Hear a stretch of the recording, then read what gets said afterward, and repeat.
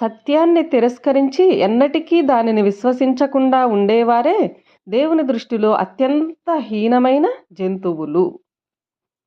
ఈ వాక్యములో భగవంతుడైన మనిషి చెప్పు సత్యము తమకు ఇష్టం లేనిదని, లేక తమ సాంప్రదాయములకు వ్యతిరేకమైనదని, దానిని ఎప్పటికీ విశ్వసించని వాడు ఎవడైతే ఉన్నాడో వాడు భూమి మీద అత్యంత హీనమైన జంతువు అని అన్నారు ఈ వాక్యములో.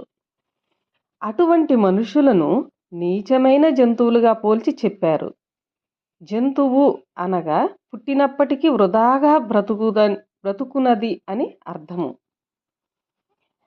జంతువులు ఏమైనా తమ ఆహారము పట్ల పూర్తి శ్రద్ధను కలిగి తమ బుద్ధిని పూర్తిగా ఆహారమును సంపాదించుటలో ఉపయోగించును గాని దైవము మీద చింతన ఏమాత్రము చేయవు. జంతువుల యొక్క చింతనయంతా తమ ఆహారమును ఎలా సంపాదించాలి అని, తమ ఆహార జంతువుల మీద ఎలా దాడి చేయాలని ఆలోచించుచుండును. అంతే తప్ప తమ జన్మను గురించి కానీ దేవుని జ్ఞానమును గురించి కానీ యోచించు స్థితిలో ఉండవు జంతువులు.